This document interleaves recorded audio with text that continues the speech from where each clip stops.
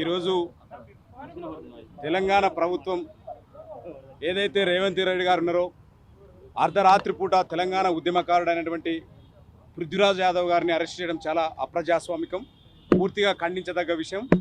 అర్ధరాత్రి పూట అరెస్ట్ చేసి అర్ధరాత్రి నుంచి నేటి సాయంత్రం వరకు కూడా అనేక పోలీస్ స్టేషన్ల చుట్టూ తిప్పుతూ ఉంటే ఇది కేవలం ఒక మార్వాడి గోబ్యాక్ అనే ఉద్యమమే కాదు, కల్చర్ గోబ్యాక్ అనే ఉద్యమమే కాదు. గత కొన్ని రోజుల నుంచి కూడా రేవంత్ రెడ్డి ప్రభుత్వాన్ని ప్రశ్నిస్తూ, విద్యపైన ప్రశ్నిస్తూ, వైద్యం పైన ప్రశ్నిస్తూ, ఉపాధి పైన ప్రశ్నిస్తూ, ఉద్యోగాలపైన ప్రశ్నిస్తూ ఎక్కడికెక్కడ ప్రభుత్వాన్ని ఇబ్బంది పెట్టేటట్లు ఈరోజు మమ్మల్ని ప్రశ్నిస్తున్నాడనే ఉద్దేశంతో ఈరోజు కావాలనే కుట్రపూరితంగానే అరెస్ట్ చేసినట్లు కనిపిస్తూ ఉన్నది.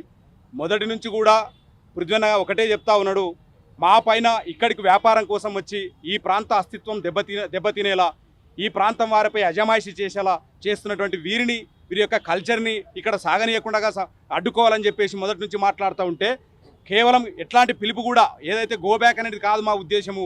ఇక్కడ వీళ్ళు ఏదైతే మా అస్తిత్వం పైన దెబ్బతీస్తున్నారో, ఏ రకంగా అయితే తెలంగాణ అస్తిత్వాన్ని జాతరని దెబ్బతీసేలా మాట్లాడుతున్నారో, మీరు తాగుతారు, తాగి తిని పడుకుంటారు అంటున్నారో. మొన్నటికి మొన్న అదే జోషి ఒక మాట అన్నాడు, మేము పని కల్పిస్తే ఇక్కడ తెలంగాణలో బతుకుతారు, మేము నార్త్ ఇండియన్స్ అంతా ఏకమైతే మేము దేశాన్ని మొత్తం కొనగలుగుతామని మాట్లాడుతున్నారంటే ఇది ఎంత అహంకారానికి పరాకాష్ఠం ఆలోచన చేయాలి. పూర్తిగా ఇది ఖండించదగ్గ విషయం. ఇక నుంచి కూడా పెద్ద ఎత్తున మేము పోరాటం చేస్తాం. ఖచ్చితంగా తెలంగాణ సమాజాన్ని ఖచ్చితంగా చైతన్యం చేసే విధంగా కూడా మేము పోరాడతామని ఈ సందర్భంగా తెలియజేస్తాము.